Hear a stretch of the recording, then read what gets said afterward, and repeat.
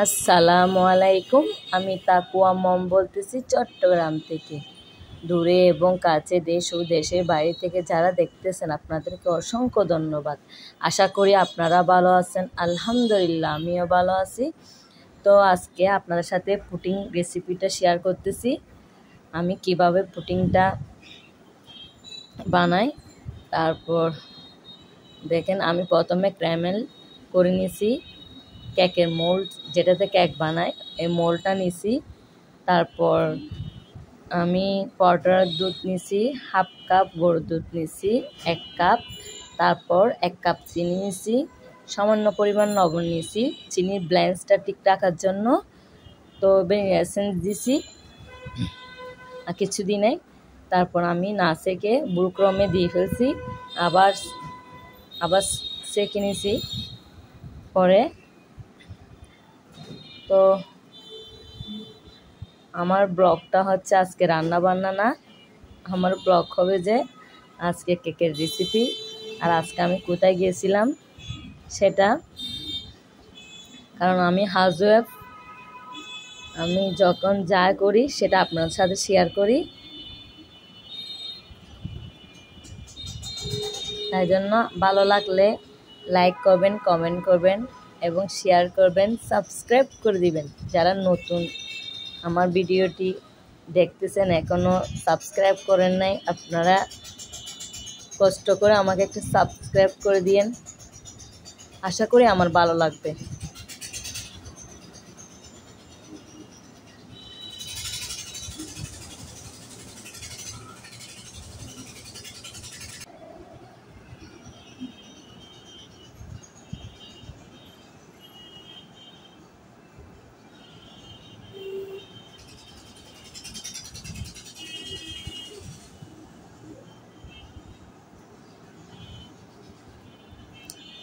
তো এখন আমার ছাকানো শেষ, আমি এখন চুলায় হাঁড়ি বসাই দিছি বড় থেকে।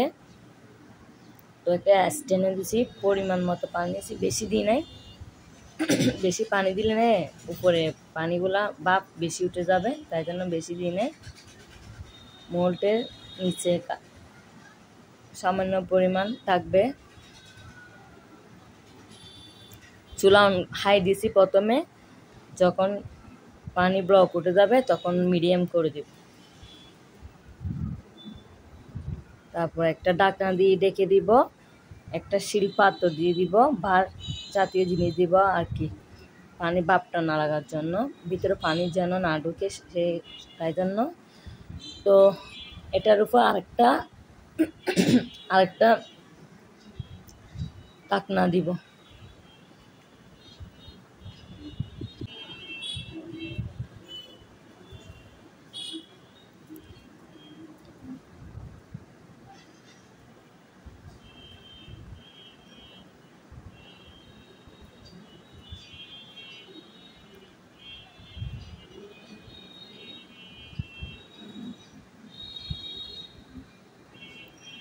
আমার এই পুডিংটা হতে 1 ঘন্টা লাগছে, অনেকক্ষণ সময় লাগছে। আমার একটু ভুল হয়ে গেছে। আমার পুডিং মানে একবার না একবার ব্যতিক্রম হবে পারফেক্ট আমার পুডিং হয় না। আমি বুঝি না, আমার পুডিংটা অনেক ট্রাই করি কিন্তু আমার থেকে হয় না, একটাই না একটা ব্যতিক্রম হয়ে যায়। তো আমার পুডিংটা হয়ে গেছে। 1 ঘন্টা পর আমি নামানো ঠান্ডা করে ফ্রিজে রেখে দিব।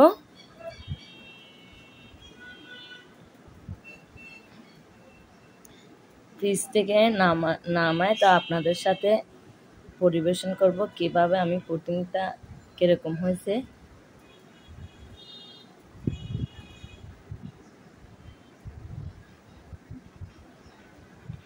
তেমন পারফেক্ট হয় নাই যেভাবে চাইছিলাম। আমার হাতে পুডিং হয় না কেন আমি বুঝি না, অনেক চেষ্টা করি। তো আমার ছেলে বার্থডে পুডিং মনে করে বসে আছে কাটার জন্য, আবার লজ্জা পেয়ে উঠে গেছে। তো আমরা পুডিং বানানোর পর ভাত খেয়ে একটু রেস্ট করে আমার পুপি শাশুড়িকে দেখতে গেছিলাম, ওনার অপারেশন হয়েছে। তো গাড়ি থেকে নেমে তারপর ওনাদের বাসার দিকে যাচ্ছি এখন।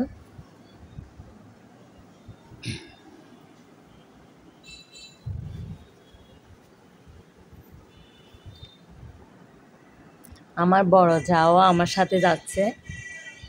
এ, আমার ছেলে, আমার বড় যা, আমি, আমার হাজব্যান্ড আমার পিছন দিকে ভিডিও করতেছে। তো আমরা গেছি।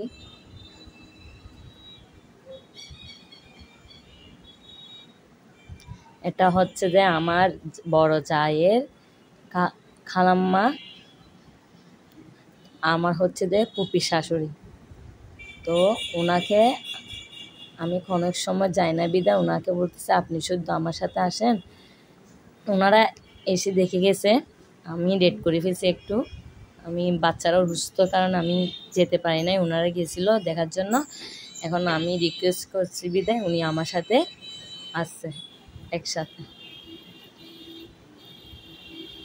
উনি অলরেডি দেখে চলে গেছে রুগীকে, এখন আমি দেখতে আসছি রুগীকে।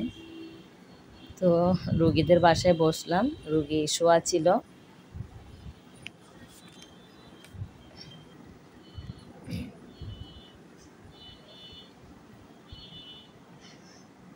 এখন শোয়া থেকে উঠছে, আমাদের সাথে কথা বলতেছে উনি, ভালো খারাপ জিজ্ঞেস করতেছি কেমন আছে কি অবস্থা। তো কিছুক্ষণ পর আমাদেরকে নাস্তা দিছে, বিকালে তো বাড়ি নাস্তা খেতে ভালো লাগে না, দিছে খাবো আর কি একটু একটু করে সবখান থেকে।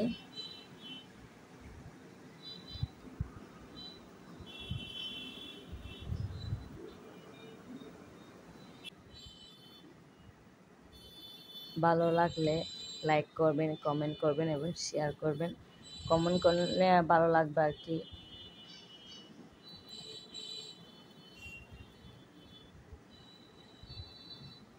ব্লগটা এ পর্যন্ত। আল্লাহ হাফেজ, আসসালামু আলাইকুম।